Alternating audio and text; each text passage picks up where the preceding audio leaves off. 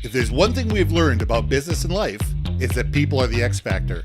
They constantly surprise us, both in amazing ways and not so much. We're Ben and Syya, and welcome to the Gnaw on This Business Bites podcast.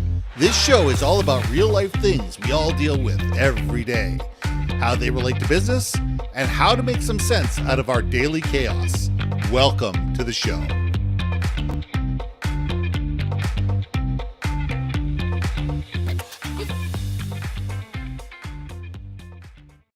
And welcome back to another episode of Gnaw on This Business Bites. I'm Ben. This is Syya. And what I want to talk to you about today is storytelling and how it shapes your brand identity. You know what? Stories are what people remember. From 10,000 years ago till today, ideas are passed. Trust is built. Societies are created based on stories. We can sit there and have these mission, vision, value statements laminated up on the wall. But if people can't remember them, if people can't recall them, retell them, and have other people recall and retell them, they're not doing their job. And stories, whether you get the words perfectly, whether you get all the ideas perfectly, you're going to be able to retell it based on the way that it made you feel. When I heard the story of a friend of mine's new granddaughter, could I remember this kid's name? No, I couldn't remember the kid's name, but I was able to retell the story, about, what their parents were doing. And she was so excited to tell me the story about her granddaughter and this, that, and the other thing. Sure, I can retell the story, but I'm not going to get all the details correct, but I'm going to be able to get the essence of the story out to be able to tell it to others. And that's all that matters. Stories don't have to be perfect. They have to be understood. They have to be internalized. You have to be able to recall them, and you have to be able to retell them. Because when you do that, your brand is elevated, your brand is disseminated, and your brand is elevated. So, Syya, let's gnaw on this. Look, we don't remember things because we simply remember them when we recall things from our childhood and all that stuff. Now, there might be a very small population that might have what's that called? Perfect memory or whatever? Perfect memory or whatever it's called, eidetic memories and stuff like that. No. I'm talking majority of the humans out there and human brain, I'm assuming that's how our brain functions, is we remember those things because there's an emotional attachment to it. Absolutely. And I say this all the time to all my clients in all different markets and industries. You can talk about the what it is that you're talking about all day long, but if I don't give a what patootie about what that is, I ain't going to remember it. It's probably going to be boring content, right? That's kind of the name of the game. So when, brands are trying to build a community, establish credibility, right? Just increase visibility in general, right? You got to give a reason why to make it stick. Why do we want to give a damn about, I'll say McDonald's. I know we pick on McDonald's, and I'm not hungry. I don't know why I keep saying McDonald's. But I had lunch. I shouldn't be hungry. But you know what? As soon as you say McDonald's, I think French fries. That's funny. I think my chicken nuggies. But anyway, okay. There you go. Because I like pink random. Okay, no. Anyway, so what I was trying to say though is that the reason why maybe I thought of McDonald's because as a kid, that was a reward, right? If I did well in school, I got to go to McDonald's, right? And McDonald's leaned into that. They're like, oh yeah, we know darned well that is used as a mechanism either of convenience through road trips and who knows how many times road trips have been miserable, but tons of memories, right? I mean, whoo, good, bad, ugly memories still exist there. But yes, so any brand that can tap into something that is going to enter the zeitgeist, you've nailed it, right? And I love the fact that there are companies that just lean into it 100%. This is what we are, and good, bad, ugly, and different. This is our branding, and that's why we make our billions, right? It's interesting. You said something about why people care. And people care for different reasons. So telling the story the same way to different groups, assuming you're going to get the same answer, it's not going to work either. I mean, I'll never forget doing the same keynote in 30 different cities, to 30 different audiences. And guess what? Every single time I gave the same keynote, I changed the analogies. Mm, I changed the references. I changed little pieces of the story. The story was still true, hmm. but how do you make it relevant to lawyers? How do you make it relevant to cops? How do you make it, relevant to nurses or HR people or CEOs? That same story resonates because you can sit there, the person can sit there and go, okay, I can see myself in that place. Yes. I can see myself as going down that path. And I can see myself being aligned with that brand because I see myself as part of that journey. Yep. And a great storyteller understands the people that are in front of them and knows how to adjust that story to be able to make it relevant to the audience that's in front of them. You know, here's another question I have because Hmm. and I'm going to say it delicately. So there are some brands out there that for whatever reason have cultivated a completely different crowd to what they initially thought they would um accrue as a community of fans for them. Right. So how would you address that? Because I'm curious now. This is random now thinking about Yeah. this is so thinking like the Gen Zs now are the big talked about generation, Right. right? How do we get them in their attention? How do we get their allegiance? How do we get to think like them? Because there's definitely and man alive, every time I think about generations, the premise of my argument is always this: life is cyclical. Even when us Gen Xers were in our 20s, we were considered the slacker generation, right? Hmm. Like, we seem so disaffected, blah, blah, blah. I feel like, with the millennials, we made fun of them. And now we're looking at Gen Z. And I don't see them as slackers. I see them as caring, but almost in a way that's like not misdirected, but they're so passionate that it's kind of like overzealousness in some ways. And I think we were too. I think we were We too. absolutely were. That's I, youth. That's called it's youth, youth. right? And but we have our own languages. Like each generation has their own language. You bet. And I'm wondering, does the story, if I'm a classic brand, let's say Coca-Cola, right? If we're a classic brand and we are having to always reinvent ourselves to a, because you have to with each Yeah. generation, do you think the story changes or the foundation of the story is the same, but the execution is slightly the the the the verbiage is different, or what do you think that is? Because again, my brain, I'm thinking the back of my brain, I'm thinking that I'd like to buy a world of Coke, right? Right. Like to me with Coke, they've done it I haven't seen it do every year, but they seem to do it every 5, 10 years to bring that song back. Right.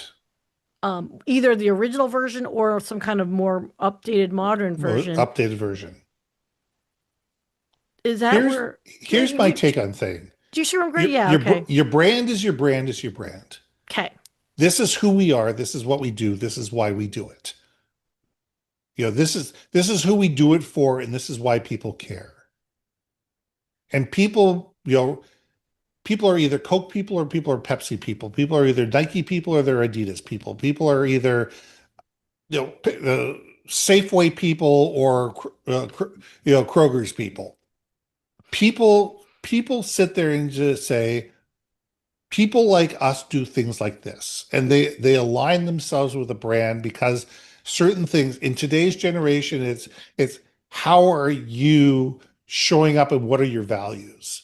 And the conversation today is a value-based conversation.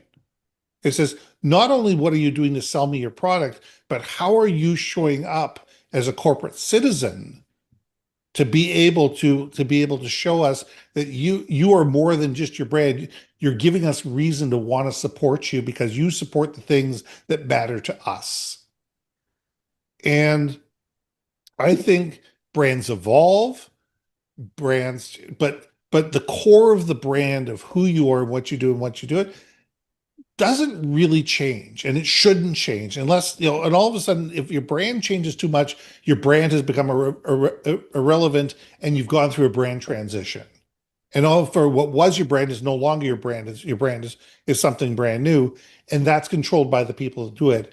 But your brand story has to be told by people who your audience knows, like, and trusts. Yeah. You know, people don't go to the Coca-Cola website anymore. They talk to people on TikTok that tell them why they should support Coca-Cola. And it's an influencer generation, and people are influenced more by their peers than they are by brands themselves. So the brand will tell the story, but the power of that is, how does that brand does does the brand, by telling their story, do they remain relevant to a new generation? And is what they're saying and what they're doing coexisting in a way that that generation says, I can support that brand because their words and their actions are congruent.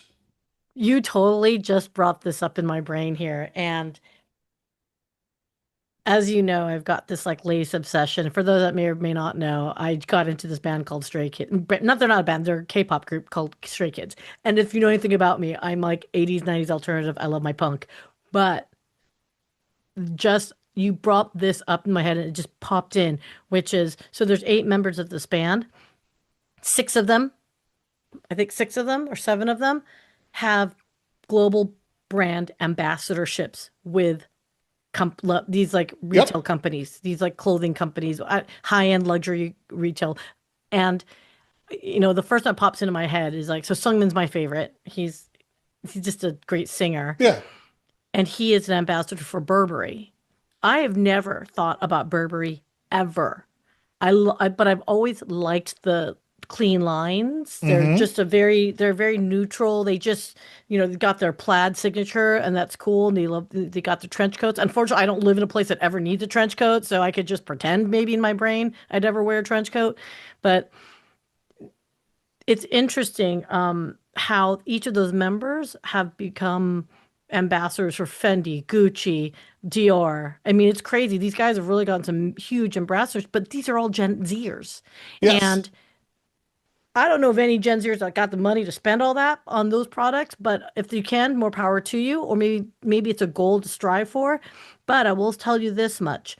Those brands, by reaching out to a younger generation, their story is still the same. Like I'm going to pick on Burberry. To me, it's very classic, it's very clean, and it's very gosh, it's I don't want to call it conservative, but it's just a very classic, and it will never Yeah. go, it's never overstated. Just it's a Hmm. you can be consistently believing that the product is going to Yes. be good. That's their story. That's the vibe. Yeah. The materials are great, all that good stuff. And I think what you just nailed is exactly it, which is you can go through different ambassadors over time, right? All this Hmm. influencer, spokesperson, all the celebrities, endorsement, whatever you want to call it, but their story remains the same, right? Yep. Their product and what they offer, whoever's going to buy into their product is going to know this is it, no matter what. Yeah. Yeah, I like that. And here's the thing. If people weren't buying Burberry and Fendi and all this kind of thing of that generation, They're those going to. companies would not, first of all, they're going to, and second of all, they wouldn't be using these people as ambassadors. If they didn't see an ROI, if they didn't see that that generation is now shopping in the stores, and they may not be buying the $2,500 Armani dress, but they might buy the $500, $500 purse or whatever. And what you're doing is Handkerchief, I think. Yeah, you're getting a generation used to buying a certain level and identifying themselves with an updated and an elite brand. And exactly. and that takes time. It says, and I don't know how much time we have to go, but look at Macintosh for years. Macintosh, early in the 1990s, started selling computers to elementary and high schools cheap, Yeah. cheap, cheap, cheap, cheap, cheap. So you had a whole generation of kids that went through elementary school and high school only using Macintoshes. Yeah. And when those people got out to the workforce, well, where's my Mac? Yep. When all those people started becoming managers, they're the ones that were able to make the purchasing decisions. Well, we're buying Macs. And people got used to that whole generation. And those same people bought iPads and iPods and iWatches and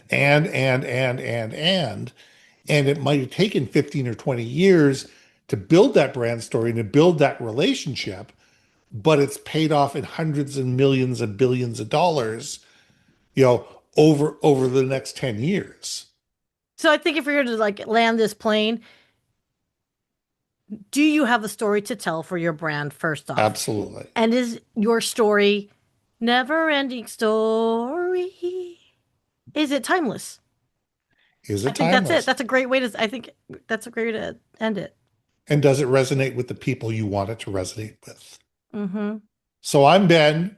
I'm Syya. And hey, And karaoke hour in 5 minutes backstage. Just kidding. No one ever wants to sing with me. Sorry. Okay. Sorry. Syya, we'll see you soon. Hey. Thanks for listening to another episode of Gnaw on This Business Bites. If you liked what you heard, we most humbly ask that you like, share, and hit that subscribe button. And if you want to communicate more effectively within your organization, contact Ben at yourbrandmarketing.com or me at brilliantbeammedia.com. We can help you build your community, brand awareness, and personality through digital content and podcasting. We cannot wait to hear from you. So see you next week for another episode of Gnaw on This Business Bites.